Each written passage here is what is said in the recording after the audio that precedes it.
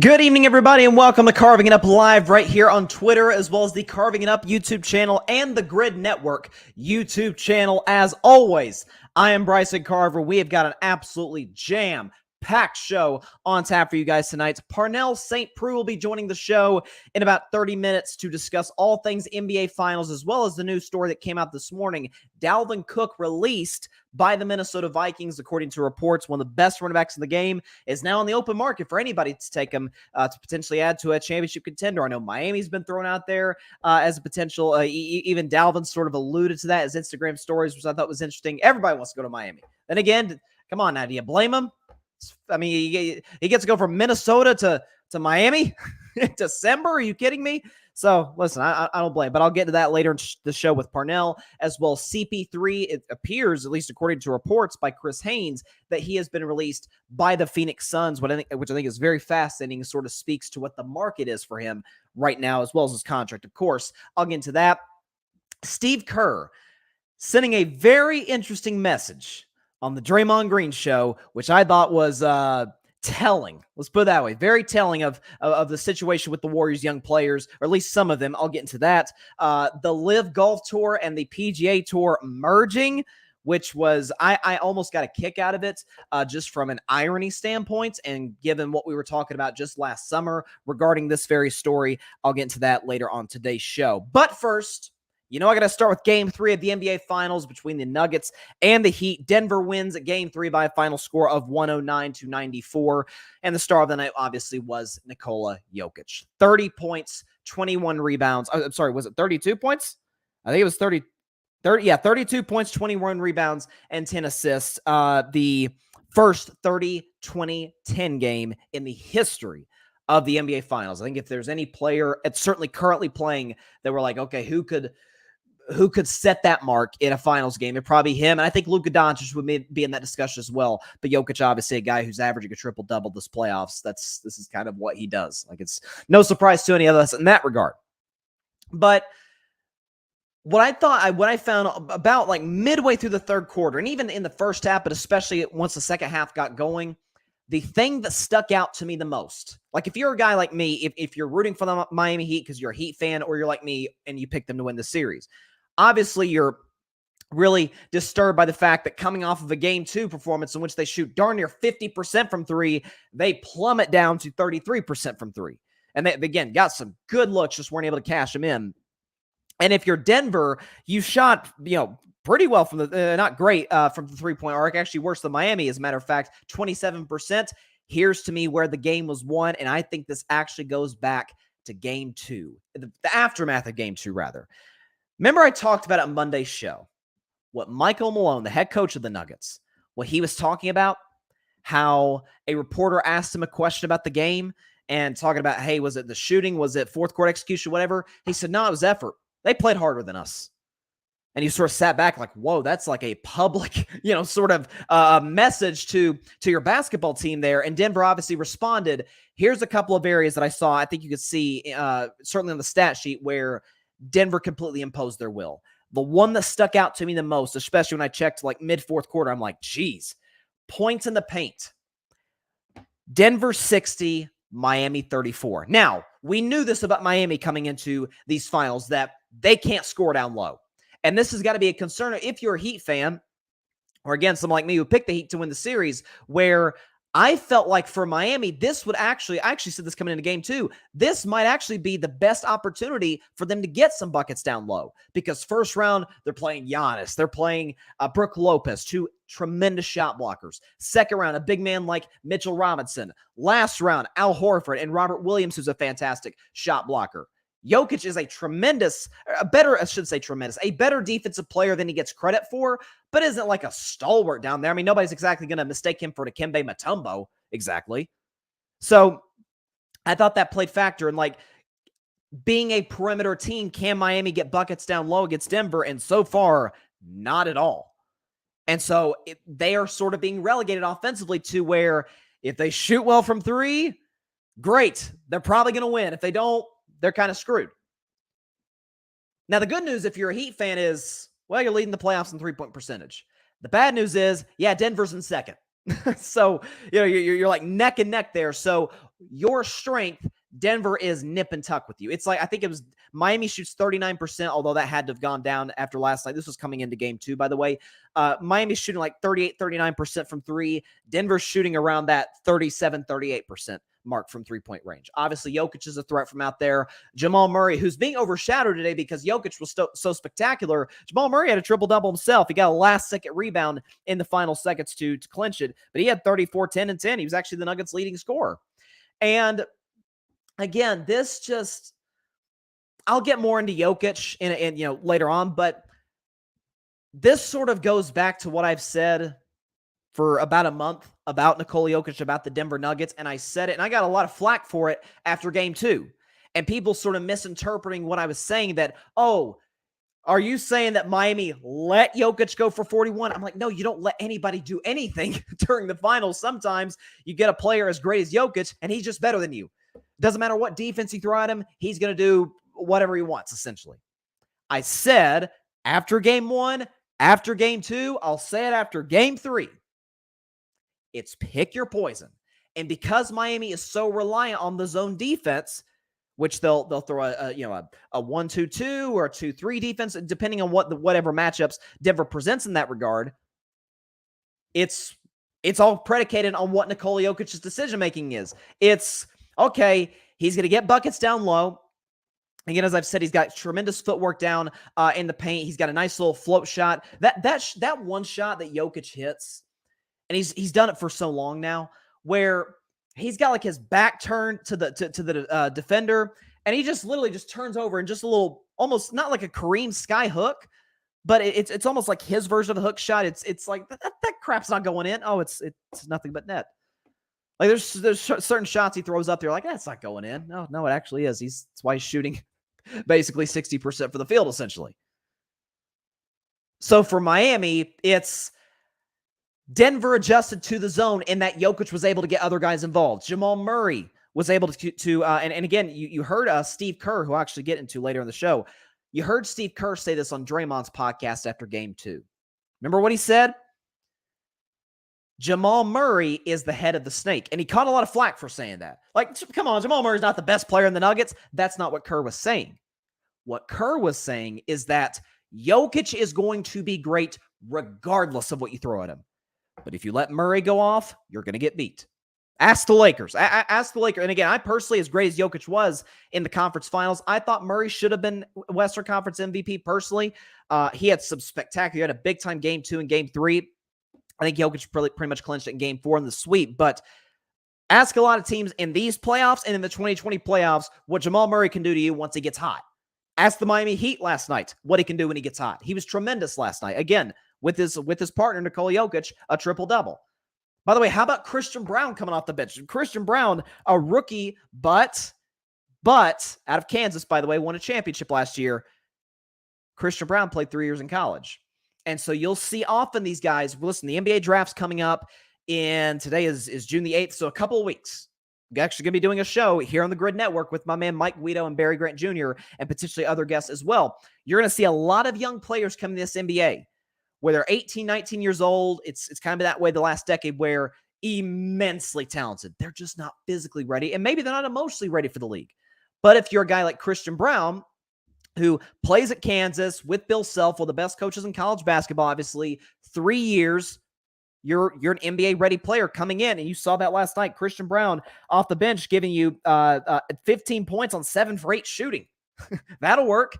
It's hard to beat Miami if it's hard to beat Denver if you're Miami when he's doing that. So hats off to the Denver Nuggets. Big time win last night. But again, I felt like it had everything to do. The takeaway, at least for me, was obviously Jokić was awesome. Jokić is always awesome. Like it is becoming harder and harder. And I may have to revise a take I had coming in the finals where I said Jokić is probably the best player in the world with the championship at this point. And I'm a Steph guy. I think Steph, and I have been saying for about a year, Steph's the best player in the world.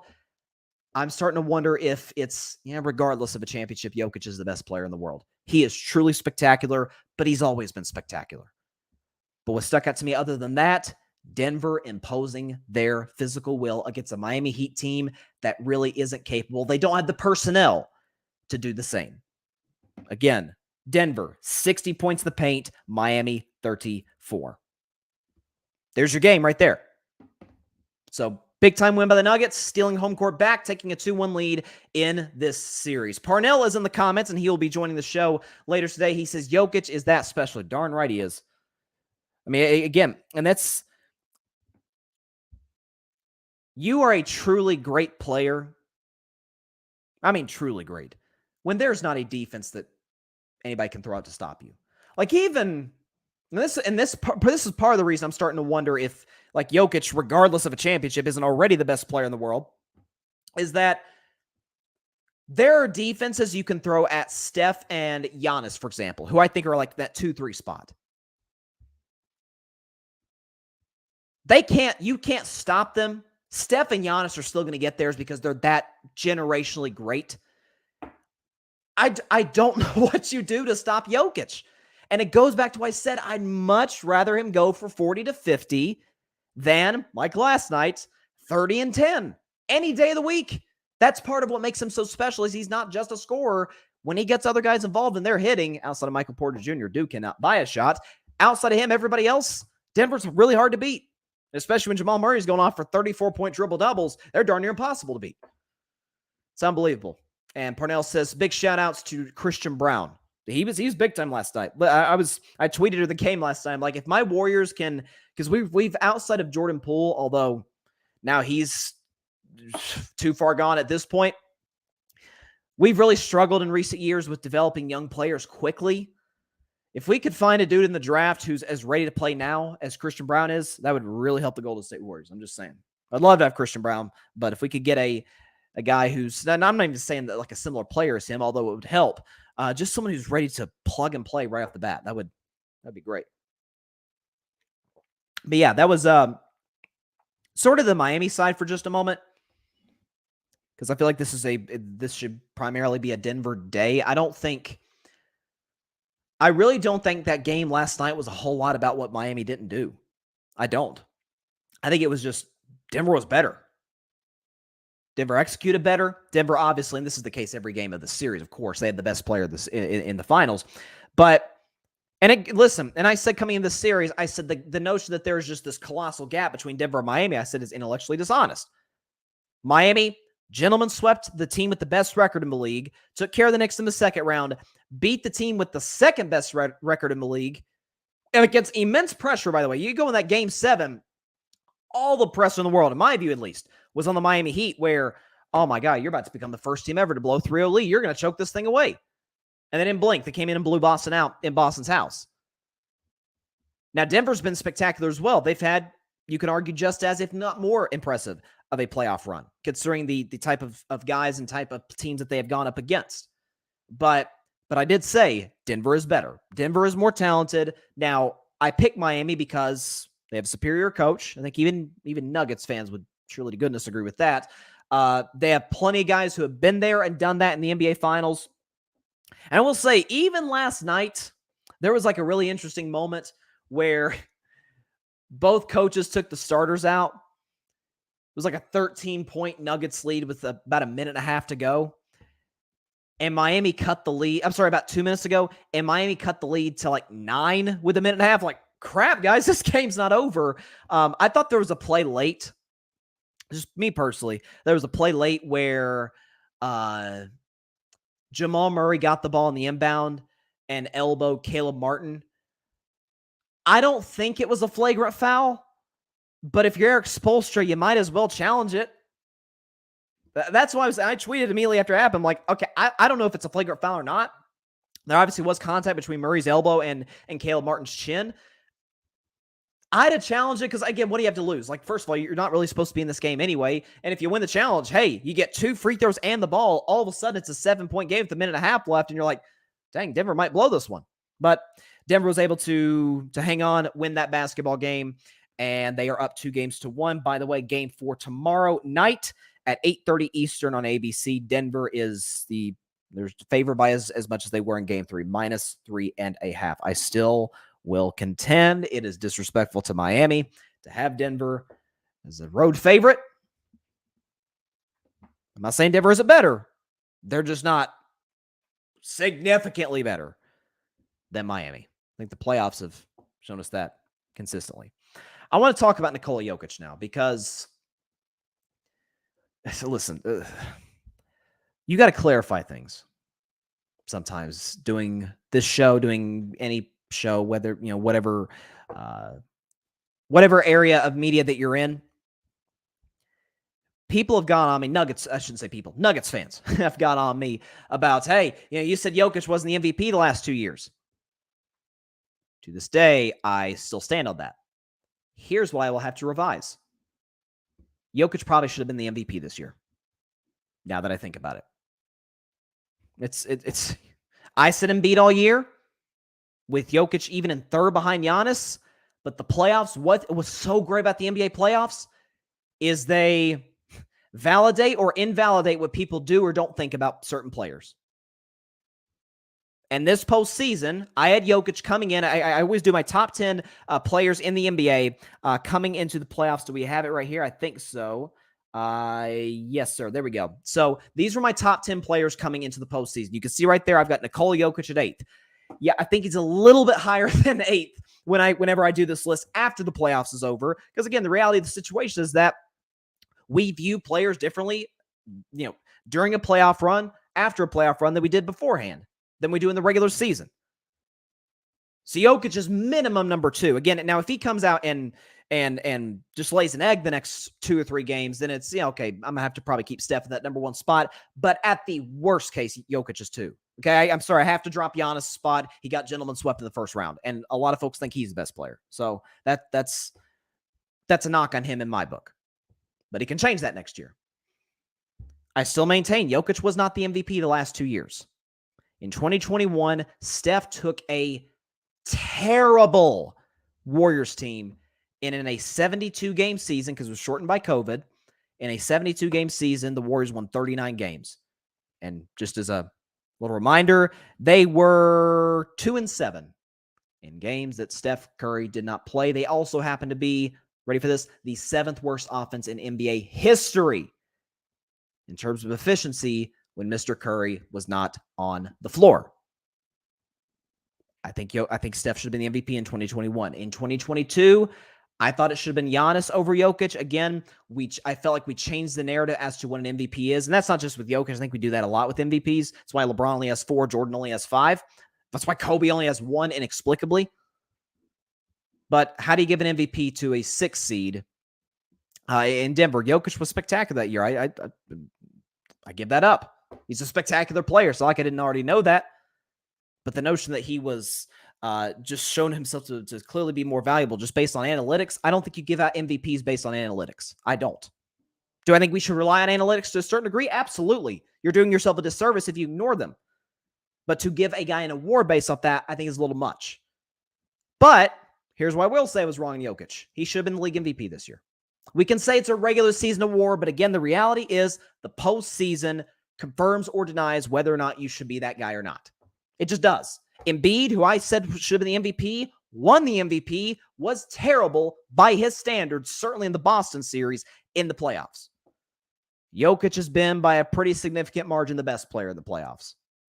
And what I love about Jokić, too, and there's not that many guys like this. I could say Steph, and it's funny, the 3 best players in the world to me are Steph, Giannis, and Jokić. They're all kind of like this.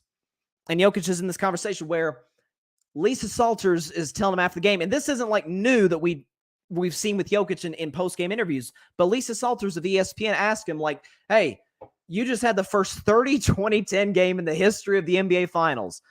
He said, I don't care. I just want to win. Like, and then she asked him about Jamal Murray, and he just goes on and on about Jamal Murray. Hey, what about Christian Brown? How well did he play out the bench? Oh man, Christian Brown was amazing. The definition of a team guy. And you can tell, and I'm Mike Breen, the great Mike Breen for ESPN after the interview was over, and he said it, and it's so true that you can tell false humility pretty fast. Like I would so much rather an athlete be like, I think I'm the best player in the history of this earth than just false like, I wasn't really that good. It was more about the team. Like, stop it. I don't want you to lie. I want you to be honest in the post-game interview. It feels genuine from Jokić. He's always said that. And so, listen, Denver, regardless of whether they win this series or not, they're going to be contending for titles for years to come, because Jokić is not the type of superstar where, let's say, because Denver's not an organization that's probably going to attract a ton of free agents, although maybe if they win some championships, maybe they do start to do that. But Jokić is not the type of dude where if Luka Doncic wanted to join the Denver Nuggets, per se, Jokić would be like, okay, bring him over. Let's do it. Well, let's bring him over there. Let's go win a championship together. He's not worried about, oh, gosh, does it take the shine away from me, or does it I just don't know if I won't be the guy. I'll be like 1A to his 1B. No, he's like, bring him over. It's like Steph Curry, Kevin Durant. There's a lot of folks like, well, Steph, like you're probably not necessarily like the face of the Golden State Warriors. It's like, again, 1A, 1B with KD. It's like, I don't care. Bring him over here. We're going to win a couple championships.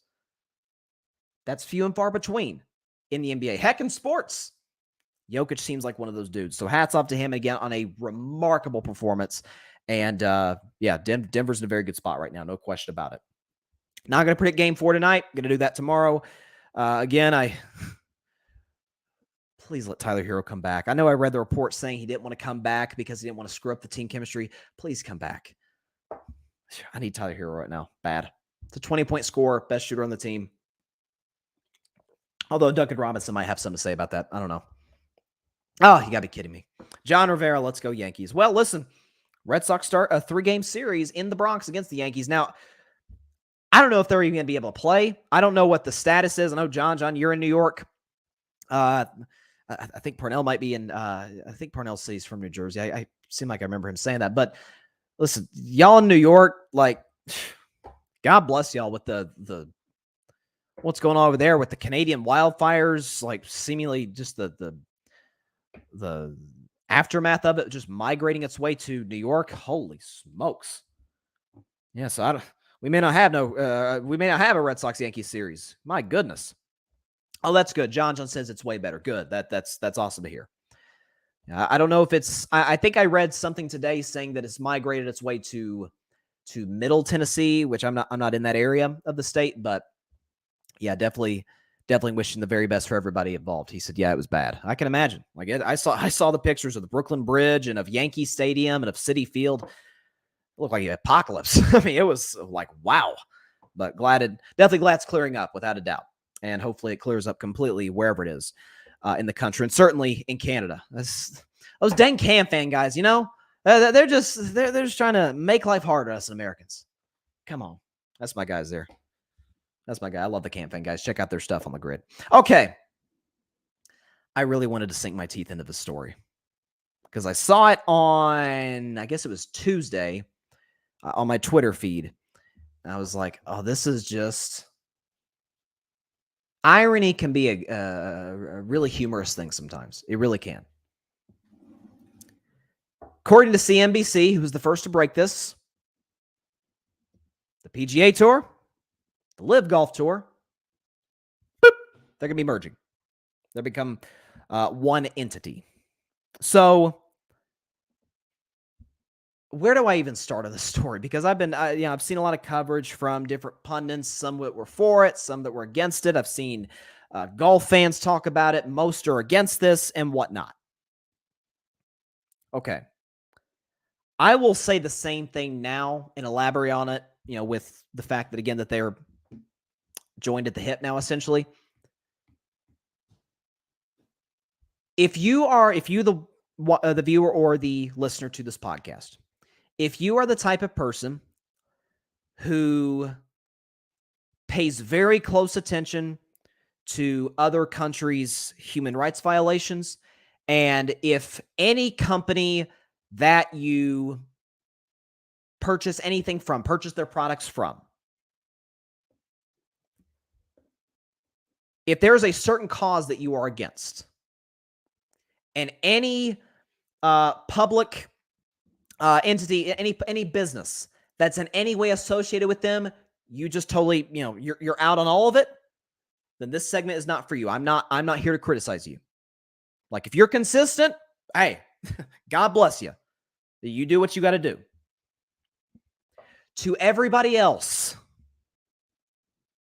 a little bit of a different story. So people freaking out because obviously it's LIV Golf, for those that don't know, is a Saudi-backed Golf Tour. So again, they're merging with the PGA, and there was a lot of pushback because you had, first of all, Phil Mickelson was really the first guy to join the LIV Golf Tour, and guys like Brooks Koepka joined after him. Brooks Koepka just won a major recently, which I think was a big kind of turning point for the PGA. And you had all of these. You had Rory McIlroy. You had Tiger Woods, which it's funny hearing from Tiger Woods. And I love Tiger, but it was funny hearing from Tiger Woods, who's a billionaire, telling guys what money they should and should not take. And we're mad because it's a Saudi-backed league. Again, if you are against anything that is involved in any way with Saudi Arabia and you reflect that in your purchasing choices, again, this is not directed at you in any way, shape, or form. If you're consistent, God bless you. Do you know Saudi Arabia is the United States' second biggest trade partner? And have been since 1931. 1931. So Saudi money has been involved with the United States for darn near a century. Those that are curious, some companies that do business with Saudi Arabia include Exxon, AT&T, Bank of America, Twitter, Coca-Cola, just to name a few. What bothered me more than, and I'm not the type of person to get outraged over everything. Like, to me, that's what Twitter's for. Like, the tiniest thing happens on Twitter and people lose their mind. I'm not the type of person to just get mad at everything. I think it's a waste of energy. It's why you get me mad all the time? It's so fun. But one of the few things in life that really genuinely bothers me is holier than thou, self-righteous people. I've talked about it all the time when I've talked about the Baseball Hall of Fame. When they don't let certain guys in, like with the steroid thing. Okay, we're not going to let Bonds, A-Rod, Clemens, Sosa, all those guys into the Hall of Fame. That's funny. You let my man, love him, Big Papi in. You let Pudge Rodriguez in. You let Mike Piazza in. You know why? Let's be honest. They're nice guys. They're great with the media. They built relationships with people who covered them. A-Rod, Barry Bonds, they were kind of jerks to the media. This was their way of taking it out on them. Even to a certain degree, T.O. with the NFL Hall of Fame, because T.O. was a handful at best for numerous teams and numerous members of the media. All of his numbers screamed first ballot Hall of Famer. He didn't get in until the third try. That was the media's opportunity to go after T.O., to sort of pay back in their own way. Self-righteous people drive me crazy, because at the end of the day, it is all rooted in hypocrisy. Those that are angered about this and not angered about certain other things, I want to be clear on that. Do you know where the shoes that you're wearing, do you know where those came from? My guess is no. I don't either. How about the clothes that you're wearing? I don't know. I'm wearing a Red Sox hat for those that are listening. I don't know where this thing was made. The level of hypocrisy and the holier than thou and the people acting as if they are morally superior in this whole ordeal drives me crazy. At the end of the day, and this goes to forget LIV Golf, forget PGA. This goes for any business in America. We are a capitalist country. This goes for any business. It's all about the bottom line. And I don't think I'm going out on a limb and saying this. The president of the PGA Tour, Jay Monahan? Is that his name? Say the guy who was just ripping the golfers for leaving. Mickelson and Koepka and Dustin Johnson. Funny. They get massive contracts, obviously, to join the LIV Golf Tour. What do you want to bet the offer was by LIV Golf for PGA to hop on? All of a sudden, when you're put in the position that the golfers were, Oh, you jump at the first opportunity you get. And here you were for the last year ripping golfers, ripping the guys who left. And you did the exact same thing. Always in life, ladies and gentlemen, be very skeptical of people, be it in your life, be it in public service, whatever the case may be. Always be very, very skeptical of those who act as if they have they're on this moral high ground. They are morally superior to you. It is often them who either have the biggest skeletons in their closet or as, do as many hypocritical acts as you can imagine. Good for LIV Golf, good for the PGA. I feel like, again, I'm more of a casual golf fan than most, but they can kind of save the sport in some ways. PGA was losing its best players. They had to give them back in some way, shape, or form. And the second that they were offered a not very similar contract, I can imagine they were offered way more than some of these individual golfers were offered. I can imagine they jumped at the first opportunity they got. All right. Let's see. We got a lot of comments, and I'll get to my guest here real quick. John Rivera. Yeah, exactly. I hope they get their lawyers ready. They lost out on millions being loyal. Yep. Let's see. Grady Edwards. Spot on, Grady. Whole lot of people owe Phil, Brooks, Dustin Johnson a huge apology, making them out to be traitors. What a disgrace. Tiger Woods, I can understand why he didn't take the money. Dude can't even walk and is set for life. And he says couldn't have played anyway, by the way. He says set for life money-wise. He's, again, like I said, he's a billionaire. He says, I'm not personally pro-LIV. Personally, very neutral. Of course, I'll watch the PGA Tour better product, but to act like PGA is golf is flat out wrong. But to vilify those guys who joined LIV was wrong. So glad McIlroy got what he deserved. I took pleasure in the press conference the other day. I did too, Grady. It was truly beautiful to watch. That was funny. Jay Monahan needs to step down. All of this could have been avoided had he handled this better up front. Dude was the last one of the party and created a civil war in golf. I'll just wrap it up right there, Grady. You pretty much summed up the rest. Yeah, spot on, right in the money, my man. And yeah, just I genuinely, like, I actually got a kick out of it when it all transpired Tuesday morning. Okay, and by the way, Grady, and to anybody else listening, if you're not pro-LIV, that's fine. Like, I'm not telling you you're wrong, not telling you you're right. But if you don't like LIV, but you're not holding this moral superiority over everybody else, okay, I got no problem with you. It's just a matter of opinion. It's a matter of, again, Grady, anybody else, myself, we're not the ones being offered hundreds of millions of dollars. You're telling me you're turning that down immediately? Again, Tiger's a different situation. He's a billionaire. I'll leave it at that. All right. Let's take a deep breath after that one. Joining the show now is the host of the Commander's Demand podcast here at the Grid Network. He also puts some fantastic content on social media as well, Sports PSP on Instagram and otherwise. Would you please welcome back to Carving It Up Live,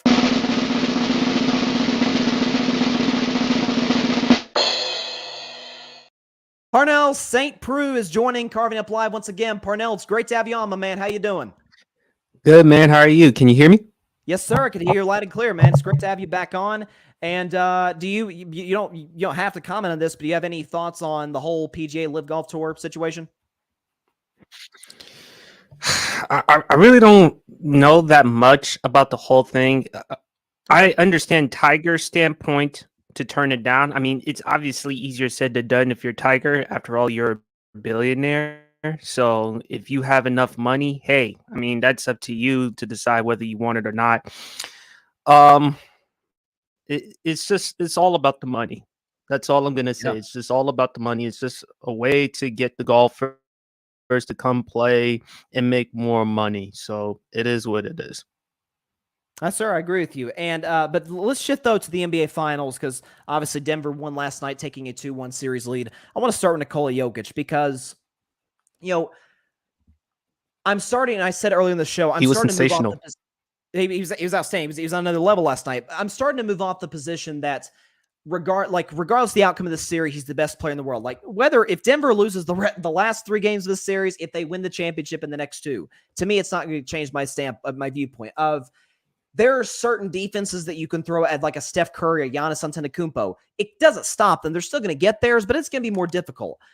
I don't know what the defense is that you throw. Trust me, Miami's trying. The Lakers, the Timberwolves, the Suns tried. I don't know what you throw at him. Talk about his performance last night. Obviously, the first 30-20-10 game in the NBA Finals, what he's been able to do all playoffs long. Jokić is just a force to be reckoned with. First player in NBA Finals history, 30, 20, and 10. Not just him, but also let's give love to Jamal Murray, too, because he also had a 30-point triple-double. Jokić, there's nothing that you can do. I went on my sports PSP video. Of course, you see on YouTube. He and Jamal Murray are the best duo in the NBA. It's unequivocal. I don't want to hear LeBron or AD. I don't want to hear KD or Devin Booker or anybody else like that. It's Jokić and Jamal Murray because we know what Jamal Murray is going to do come postseason time. And Jokić is just a force to be reckoned with.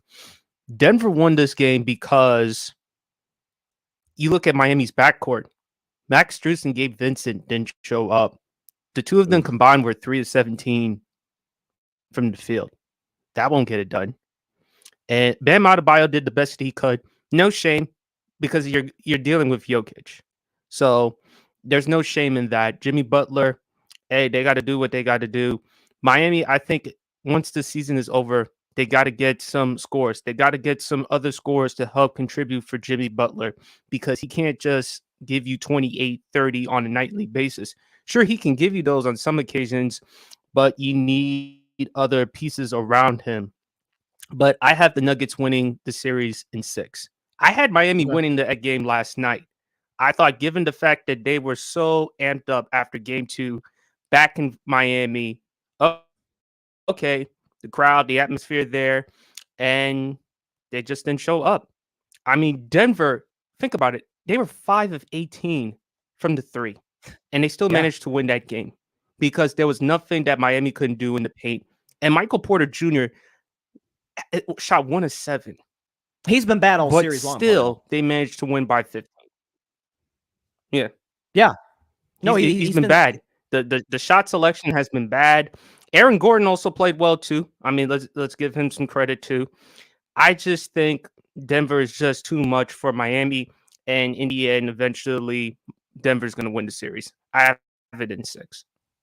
I respect that. And I'm glad you mentioned, and I sort of talked about this with the Miami Heat, that I really don't think that game was all that much about what Miami wasn't able to do. I thought that was different game 1. They couldn't buy a 3-pointer. Last night, it was a similar situation. But again, as I mentioned, and I felt like a lot of this had to do with what Michael Malone said after game 2, where, hey, Miami just played harder than us. Denver beating Miami 60-34 in the paint. And again, that's been the Heat's weakness offensively all playoffs long. They cannot score down low because, quite frankly, they don't have a ton of size. They're mostly a perimeter team. And so for game 4, again, there's nothing you can do to stop Jokić. That's a given. He's either going to give you 40 or he's going to give you 30 and 10 like he did last night with a cool 21 rebounds just to boot. But the only way you can limit him is his passing and playmaking. Just like what happened in game 2, even though Jokić did score 40, but he had 4 assists and he had more turnovers than he had assists. So if you limit Jokic's passing and playmaking, that's a recipe for you, if you're any team, to win, to beat my Denver. But it's just too much, though. It is. It's too much. And again, Jamal Murray, I think it's safe to say he's going to be a guy who next year, as long as he just keeps up the same production, is going to be an all-star next February. So hats off to him on, again, a spectacular game.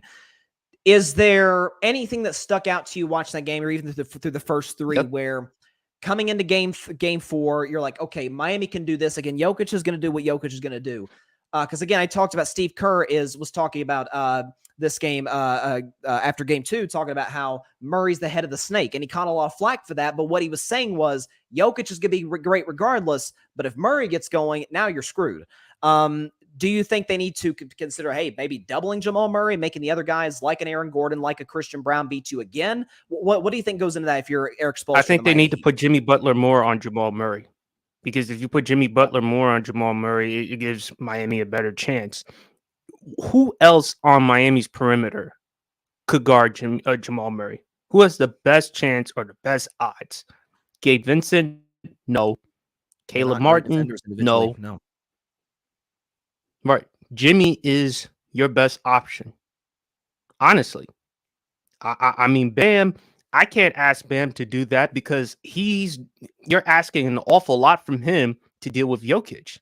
So I can't do that on Bam. So if I'm Eric Spoelstra, I may put Jimmy Butler more on Jamal Murray if I have any chance of winning this series. But Miami, they just got to shoot the three. They just got to be able to score and produce points. And if you're not scoring and producing points, and if you're not shooting efficiently from the three, then you're not going to win. They won game 2 because they were able to shoot the three well. They were 17 to 35 from 3-point range. You can live with that. They live and die by the three. That's what they do. But Jimmy Butler should guard Jamal Murray more and more often. At this point, I'm not even worried or concerned at all with Michael Porter Jr. It's just hard to watch him play at this point. It's like he's become unwatchable or unplayable because given how awful he's been offensively. And how are you going to handle the other players such as KCP and Bruce Brown? You know, because Bruce Brown, there's going to be some moments where he's going to give you some good games. And then the bench of Miami, they didn't show up. I didn't see much from the bench from Miami that contributed in game 3. I just didn't see that. And that was another reason why they lost. So game 4, this is a must win for Miami because 3-1. Game 5, Denver should win it. Yeah, I agree with you. And I'm actually looking at the bench totals for the Heat. Caleb Martin gave you 10, but on 9 shots. Duncan Robinson hit a few threes. Outside of that, not a single. I'm sorry, Kyle Lowry gave you 9 as well. So you got some production, but not when it matters. Certainly in that third quarter, which Denver, not just this series, they've dominated all playoffs. I think I saw this is like the 5th straight third quarter that they've won in the postseason, 4th or 5th straight that they won the postseason. But you bring a good point about Jimmy guarding Jamal Murray, because in game 2 he did, and you say, well, Jamal went 3 for 6 against Jimmy. It's not the shooting percentage that sticks out to me. It's the number of attempts, only getting up 3 shots. I mean, they were blitzing him constantly, forcing him on the baseline to kick it out, make tough passes. Often there'd be turnovers. So guys get in the passing lane. Like, again, Miami, and part of the reason they throw out that zone is they don't, you hit on it. They don't have that many good individual defenders outside of Jimmy and Bam. They have to play more of a team concept. So that's going to be interesting going into game 4. And I certainly expect a closer game. I'm leaning Miami, but again, we'll see what happens. Again, I think Tyler Hero's availability is going to be a big question for the Heat moving forward. Tyler Hero is actually there. Miami would have more of a chance as far as what he can do as far as scoring. But when you're asking Caleb Martin and Gabe Vincent and other players, though, that's an awful lot. So if Miami has any chance of winning, they're going to have to do exactly what they did in game 3. They're going to have to shoot the ball efficiently. And they need more from Strus and Vincent and Martin. Otherwise, it's over. And that's something, too. I saw Caleb Martin has been, I don't know if he's got like the flu or something. They said he's been having some just intense migraines in that series. So is that limiting his ability? So, yeah, getting Tyler Hero back would be crucial for Miami. Quick NFL question before we shift back to the NBA. So, saw today that Dalvin Cook has been released by the Minnesota Vikings. And real quick, I'll give my take and then I'll get to, ask your thoughts on it. But my thing was with Dalvin Cook is that he's a fantastic running back. I think he's made 5 or 6 straight Pro Bowls. He's one of the best in the NFL. But in today's game, where you talk about this is a quarterbacks league where if you don't have bare minimum a capable quarterback, if not an all-time great quarterback like a Mahomes, for example, or even like a Joe Burrow, who took I didn't think near a Super Bowl roster in Cincinnati 2 years ago to the Super Bowl. It shows you how good he is. Where paying running backs is kind of a death sentence in today's NFL. You look at what the Tennessee Titans did with Derrick Henry, what the Cowboys did, and kind of hampered their cap, paying Ezekiel Elliott. And so with Dalvin Cook, again, I don't blame him for wanting to get his money. I understand that, especially being a running back. But for Minnesota, I get why they probably couldn't find a trade partner, because it's, again, you got Kansas City in the 7th round getting Isaiah Pacheco, and he plays outstanding in the Super Bowl. So what's your thoughts on Dalvin Cook? Are there any potential landing destinations that you think make sense for him?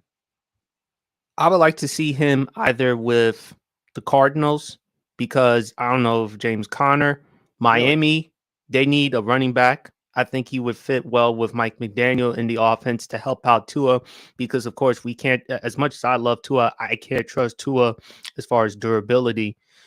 But what it goes to show you is that running backs, the market, the value of running backs. What I see in Minnesota is that they are restructuring this team because, as you said, it's a quarterback market, it's a quarterback era.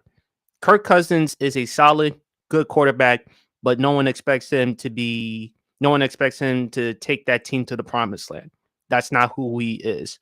So what I see with Minnesota, they're probably going to restructure this team. Heck, who knows? Try to do whatever they can to tank, get a draft pick, probably draft a high quarterback, who knows, because they're done with Kirk Cousins. I see them moving on from Kirk Cousins. And with Dalvin Cook, it's not because of his production. He's had 4 consecutive 1,000-yard seasons, 43 touchdowns in 4 years. The numerous consecutive Pro Bowls he's made, it just tells you that Minnesota just wanted to move on. And they just feel like, as great as he is, we can get that somewhere else. We can get that in the second round, third round, fourth round, fifth round, sixth round. Doesn't matter. Running backs are replaceable. At the end of the day, it comes down to their quarterback. And plus, their future is getting a quarterback to take care of Justin Jefferson, their number one wide receiver, who's probably going to get paid, and deservedly so. Might be one day the most highest paid wide receiver in the NFL. So they're going to take care of that. But I just think it's because of the running back market, the value. I believe they're going to move on from Kirk Cousins, and they're just going to restructure this team. Yeah, and I think too is that they feel like they've got, certainly in the last 2 years, they've had one of their backup running backs in the league, and Alexander Madison, who is extremely productive. Minnesota's got a solid offensive line. Again, I see the Vikings taking kind of a step back this year. And longtime listeners of Carving It Up know I'm huge on the Detroit Lions this year, but I can see Minnesota getting in the playoffs as a wild card team, probably going out in round 1. And given how Kirk Cousins, I wouldn't discount Green Bay though. Oh, I would. I think Green Bay's screwed this year, man. I think because of Jordan Love.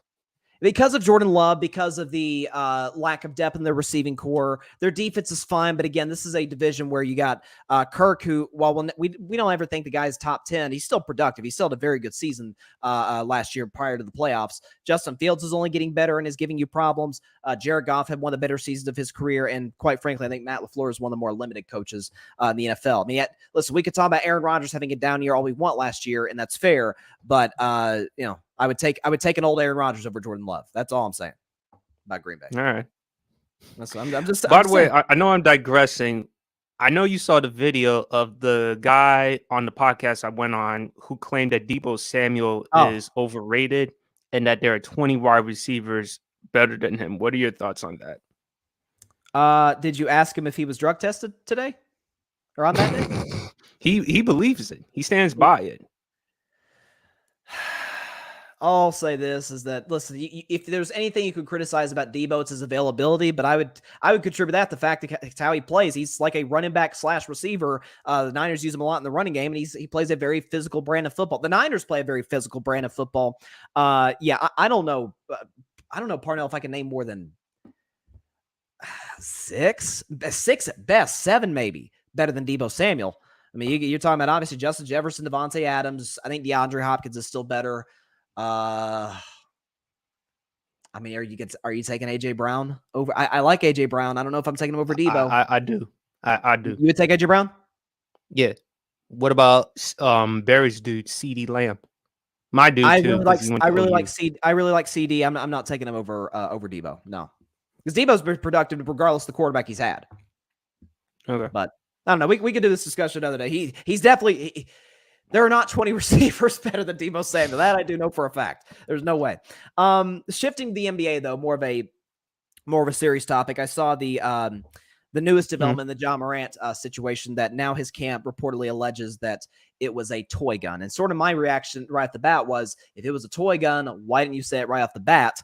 Why didn't you come out immediately say, hey, this is not the same situation as last time. This is very different circumstances. Secondly, why is Ja's friend in the passenger pulling the phone away as soon as Ja brings out the gun? It just feels like another. It's just an excuse. It's an excuse. It's once again taking accountability away from John, putting on some other circumstances or somebody else. What was sort of your takeaway when you saw that? And I haven't got a chance to ask you, what do you think the punishment is going to be by Adam Silver in the league office? Well, first of all, I do think that he's going to be suspended for half the season, at least 40 to 41 games. Thank God that this was for Ja's situation. This is not David Stern, because immediately the first time around he would have dropped a hammer. He's going to be suspended for half of the season because, again, Adam Silver had him in his office, met with Ja Morant, and read the statements from Adam Silver. He said he was shocked. So when he was shocked, he was very hurt. So, of course, that's going to play a factor.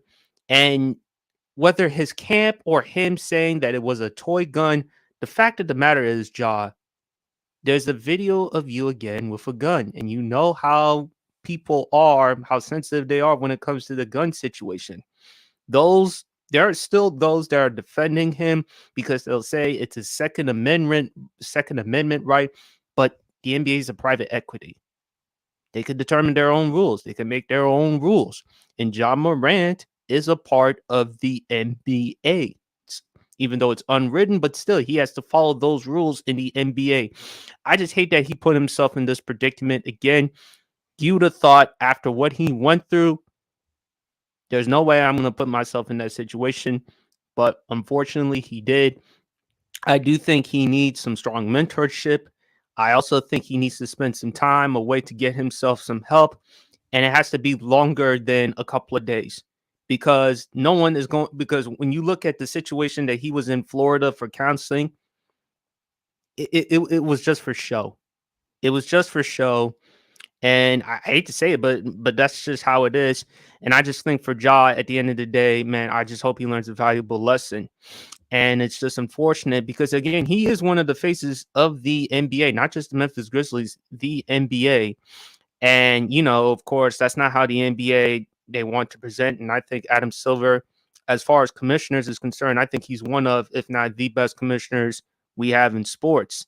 Absolutely. And he's definitely going to give a harsh punishment for Ja. So I just hope for Ja, he just learns his lesson, not puts himself in this situation again. And, I hate to say this, but I must. What does that not only say about Ja, but what about his parents? What about T. Morant? Because it seems like to me, again, I'm not saying that you can't be a father. I'm not saying you can't support your son. But at the same time, considering the issues that your son has been through, what does that say about you as a father? People are going to look at you and say you're not doing your job as a father. I mean, at the end of the day, what I would say is that, and I remember talking about this when the first incident happened in March at the nightclub, that does Ja and those people around him deserve a certain amount of blame? Of course they do. I know T. Morant has caught a lot of criticism that, hey, he's more of like a fan, more of like one of Ja's buddies than he is a father. What I would say is that, anybody who's criticizing, hey, you're not doing your job, talking about to Ja's parents, you're not doing your job, you're putting your son in a bad position. I think from a PR standpoint, and I think in terms of the people he's around him, I understand that. But Ja is 23 years old. And while, that somebody think, well, that's young. He is an adult. Like he's been adult for a few years now. He just completed his 4th season in the NBA. He knows how the lay of the land works at this point. And I've been more critical of him than most. I remember I actually saw and you were talking about, hoping Ja learns his lesson. If losing $39 million, not making the All-NBA team doesn't do it, I'm not really sure. The only thing that can is if he truly does love the game of basketball. I don't doubt that for a second. Otherwise, he wouldn't have had the drive to go to the NBA with the talent he has. I don't know. The only thing I can figure is I think it's fair to question that. I think it's fair to question that because there are times you wonder with these players who are making an enormous amount of money and playing in a sport, you question the situations that they put themselves in. you wonder, do they actually really care about basketball? Do they really care about doing whatever it takes to help them become successful? Because if that's the case, then you wouldn't put yourself in these types of situations.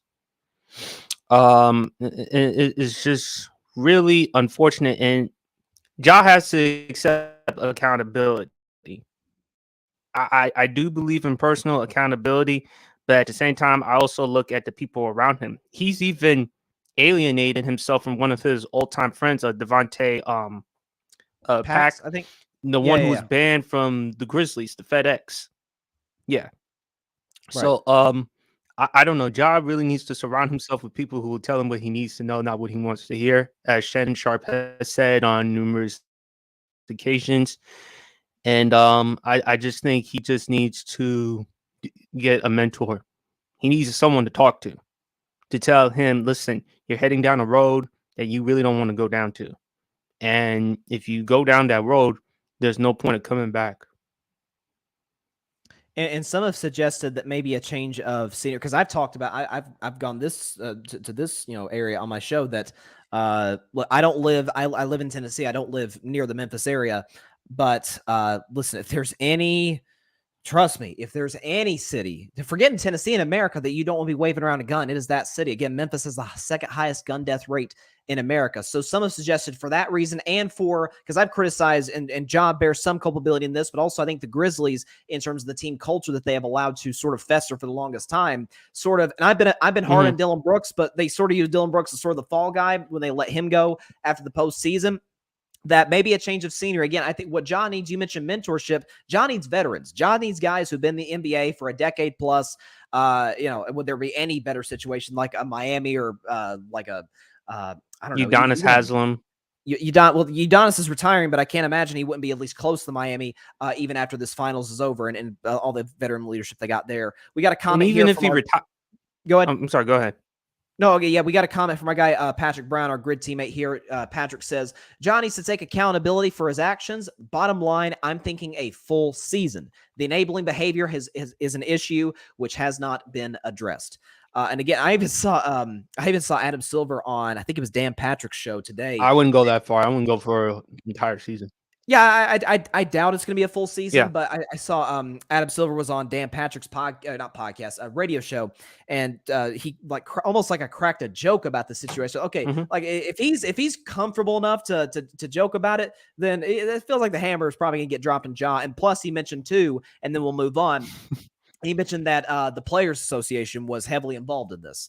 So, and we know as far as suspensions go, we saw with the Deshaun Watson situation last year. I know it's a different league, but the Players Association and the league office does not always agree on these type of situations. So the fact that it appears did with Ja certainly says a lot. Two, sticking sort of in the Western Conference to another point guard, actually, it appears Chris Paul's days in Phoenix have come to an end, according to Chris Haynes.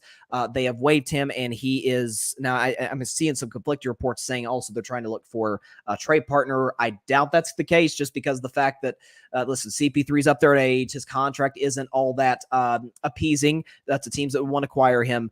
What's your takeaway on Phoenix appearing to cut ties with CP3? And what do you think the market is for him? Because there's one team in mind that I actually think makes sense, but I'd like to hear your take. And I'm assuming that's the Lakers. No, I think the Lakers is a disaster. I would only say Lakers. His relationship with Bron, you wouldn't mind Los Angeles. What I look at it is it's obviously because of money. Because again, he would have made $30 million in Phoenix in 2023. And I think Phoenix wanted to save up some money, probably go with someone younger who they feel like they can go forward with. CP3 does have injury issues. So that has to factor. And given the fact that he's 38 years old, I don't know where it is for CP3. I know even if he retires, he's going to be a first ballot Hall of Famer.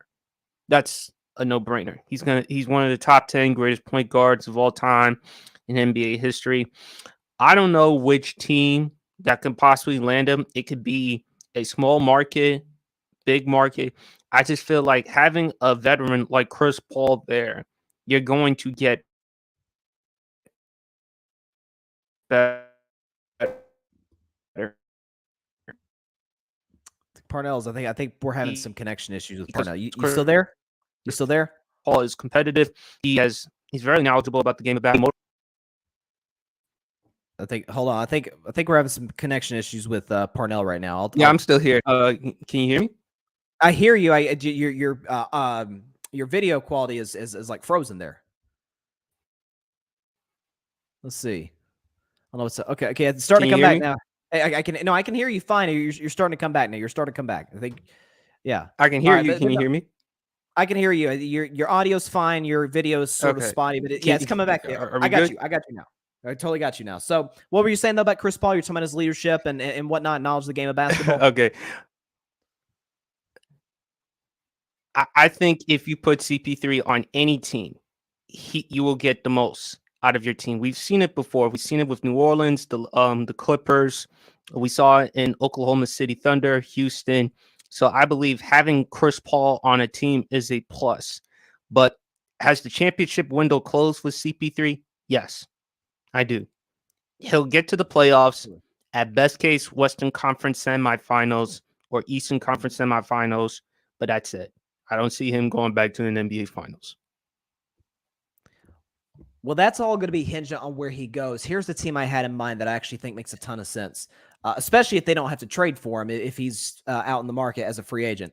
I think the Boston Celtics makes all the sense in the world because Boston is a team that, they're not going to ask CP3 to play. They need a point guard. They're not going to ask CP3 to play 65, 70-plus games. They have now Malcolm Brogdon is more of a pure point guard than Marcus Smart is, but he comes off the bench. He's more comfortable coming off the bench. You're able to bring a guy like Chris Paul in. If you're able to keep Jaylen Brown too, that's going to be key for Boston in terms of competing next year. But Brown's your two. You got Tatum, then you got obviously plenty of interchangeable guys like White, Horford, Robert Williams, who's just getting better every year. You got Grant Williams, who probably isn't coming back, so we'll see what happens with that. And you got Malcolm Brogdon coming off the bench. And I said about Boston that do they need to retool their roster? Some, sure. But I didn't feel like this is an offseason for them, like say for Philadelphia, where it's kind of everybody's in panic mode. We don't know what to do. Listen, you were a game away from the NBA Finals after you just got there last year. You're not that far away from winning a title. And I'm still confident that Jaylen Brown and Jason Tatum are a duo that is capable of winning a title. They were 2 wins away from doing it last year, but I think Boston makes sense. Would you give Brown that extension if you're Boston? It's a lot, but again, I've sort of come to the conclusion with Jaylen Brown with the market for him as I do with quarterbacks. People freak out about, oh my God, 2 years ago, oh, how could you pay Dak Prescott $40 million? Well, 2 years later, he's like the 10th highest paid quarterback in the league. Like the market eventually evens itself out. So I think with Jaylen Brown, that'll be the same situation. And again, what are you going to spend that money on that's going to equate to what Jaylen Brown gives you on a night-to-night basis? That would be my question for the Boston Celtics. I would bring him back. Okay. But if you bring him back, he clearly has to work on his handle. Oh, absolutely. He has to work the whole in his game. Yeah. That's but the whole thing. Yeah, I could see CP3 coming in as the Boston Celtics. He doesn't have to play that many games. Just make sure he's healthy enough to get ready for the playoffs. That's all. I'm with you. By the way, another team, not a playoff team, but a team that I think actually might make a little bit of sense is the San Antonio Spurs. That's a good mentor for Victor Wembanyama. So, Spurs would be competitive if they got him. Maybe. I do think that next year's rookie class is going to be exciting, not because of the players that are going to be drafted, but we're also forgetting one player who did not play in his rookie year, and that's Chet Holmgren. Oh, yeah, that's a good point. Yeah. So Victor and Chet, the 7-footers, the bigs, the tall, skinny dudes, they're now back. So we're going to see which one has the higher ceiling, which one who's going to win Rookie of the Year. So it is going to be exciting. I actually love Wembanyama in San Antonio, of course, with Greg Popovich and, of course, Tim Duncan there, the organization. He's going to be fine. The question I have with Victor, not his game or anything, like what are they going to do, like as far as with his rookie year, just his rookie year, because in the future, I believe that he's going to stand out. I believe he's going to be special. How are they going to utilize him in his rookie year? Like, what things are they going to help him learn? I mean, I think he's obviously going to be the starting big right off the bat. I mean, listen, he's a guy because of the generational talent that he is. you could plug him into almost every situation imaginable. I think, again, him going to San Antonio, I'm with you. There's not that many organizations of the league that develops their young stars the way the Spurs do. So I think he's going to be spectacular. I think in terms of what he needs to work on, I think listen, that's up for the Spurs side. He's got a solid handle, but again, he is 7'4". Like I guess there's only so much of a handle that a guy who's that size, that length can be. But it's definitely gonna be exciting. I was talking to Mike Guido on Monday on the show, and he like everybody else, he loves the kid. He's gonna be special. Let's see. I think we had I guess we do have one more NFL question. So you wanted to talk about the Josh Allen story, him being on the cover of Madden 24. What I thought about initially is obviously Josh is a top 3, top 4 quarterback in the league. He's spectacular. I personally thought it was going to be Jalen Hurts, because usually they tend to, and again, I think Jalen, I'm not saying he's like a one-hit wonder. I'm not insinuating that in any way, shape, or form. I think he's going to have a fantastic career. But oftentimes a guy has a breakout season and then he's in the cover. Josh Allen didn't have that great of a year by his standards a year ago. What was your thoughts on Josh being the cover of the new Madden 24 video game? I don't have a problem with it. I actually thought it was going to be Burrow that was going to be on the cover of Madden, Joe Burrow. But Josh Allen, to your point, yeah, he did kind of disappoint me last year. I actually had Josh Allen winning the MVP last year because I thought this was going to be the year for the Buffalo Bills, and they lost in the divisional round to, of course, the Cincinnati Bengals. So I don't know what's going to happen with Buffalo. Him and Stephon Diggs, it's been rumored that Stephon Diggs, is he going to stay there that long? Only time will tell. Buffalo, they're not going to get DeAndre Hopkins. Okay, they added the tight end from Utah, which I think it's great. You need another weapon for Josh Allen to throw the football to. I actually have Joe Burrow winning the MVP. Okay. So as far as the AFC Championship game, I think this is going to be, I got Buffalo versus Cincinnati. Buffalo versus Kansas Cincinnati. I think this is going to be a year in which Kansas City. Wow. That's interesting. As shocking as that sounds, I mean, at some point it has to end. I mean, they've been to 5 consecutive AFC Championship games. I know it sounds crazy, but I don't see Kansas City being the number 1 seed in the AFC again. Maybe at best 2nd or 3rd. I'm not saying they will or won't be the 1 seed. I don't know. Listen, since Mahomes got there, it has essentially been the Arrowhead Invitational. Mahomes has yet to play a road playoff game. Heck, I even made a joke that this Super Bowl against Philadelphia is the first time he's ever worn a white uniform in an NFL playoff game, which shows you how great Kansas City's been at getting that stage. I mean, I don't know about Kansas City not getting the title game, but I guess you're right. Listen, there's got to be some year, and the AFC we're forgetting about Jacksonville too. I'm telling you, I really like Jacksonville this year. Like we're forgetting about some of the young talented quarterbacks that's in that conference. But Parnell, before we get out of here, tell everybody where they can find you and find your show.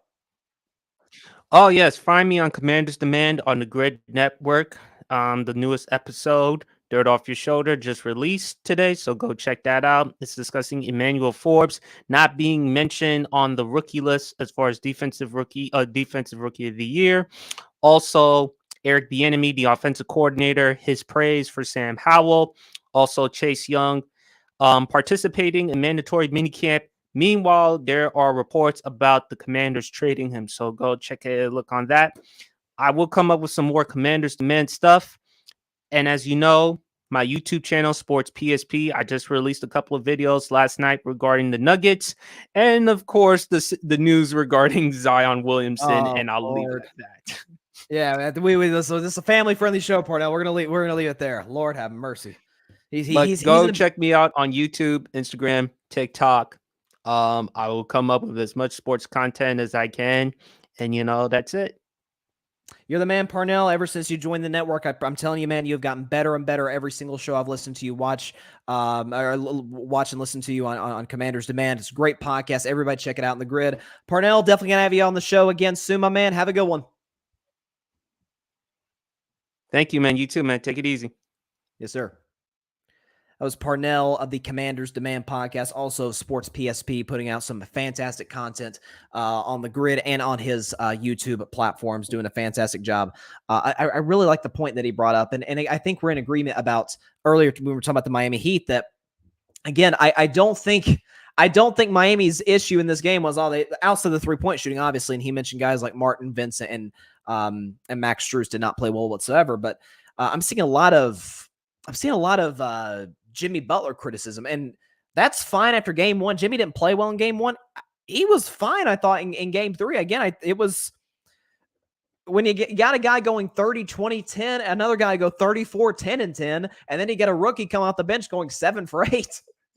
I don't care if you're at home, if you're on the road, if you're on the moon, you're not winning that basketball game. So, listen, hats off to the Denver Nuggets. Again, 2-1 series lead. Parnell has the Nuggets in 6. I've heard a lot of other people say Nuggets in 6, and listen, but them winning 2 out of 3 doesn't exactly seem out of the realm of possibility. I had Heat in 6, so that would require them to do the exact same thing that my Golden State Warriors did last year, which is go down 2-1 and then win the last 3. Basically a little short 3-game sweep situation there.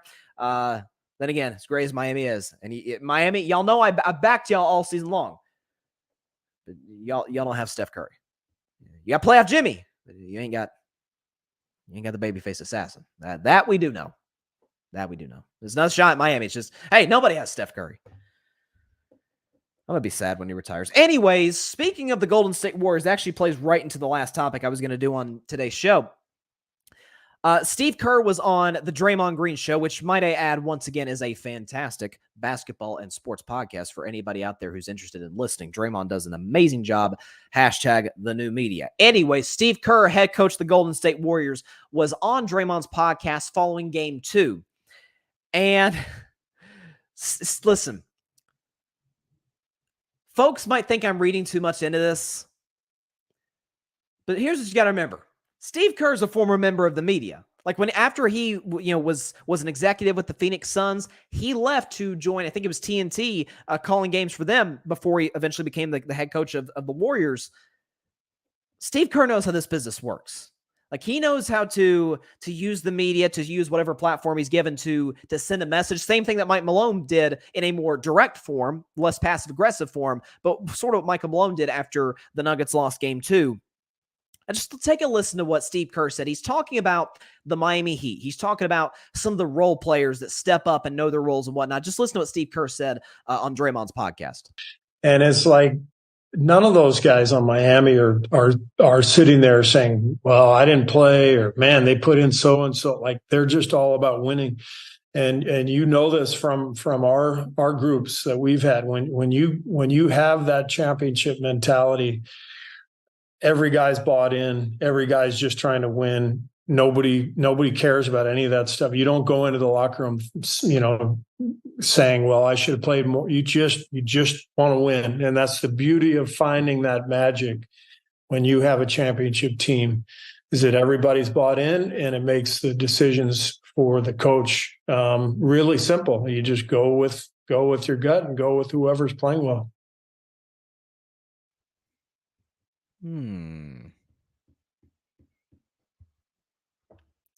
Doesn't that seem a little specific? Doesn't that sound like it's aimed at certain individuals? Jonathan Kuminga, Jordan Poole. Now, Kuminga, I'm not as hard on, because I do think Kuminga, and I've said this since the day he was drafted, said it on the 2021 draft show that we did here on Carving It Up. Now, he's going to be a superstar in the NBA. I really do. I think he's going to make multiple All-Star games. The problem is he is 20 years old and he is raw.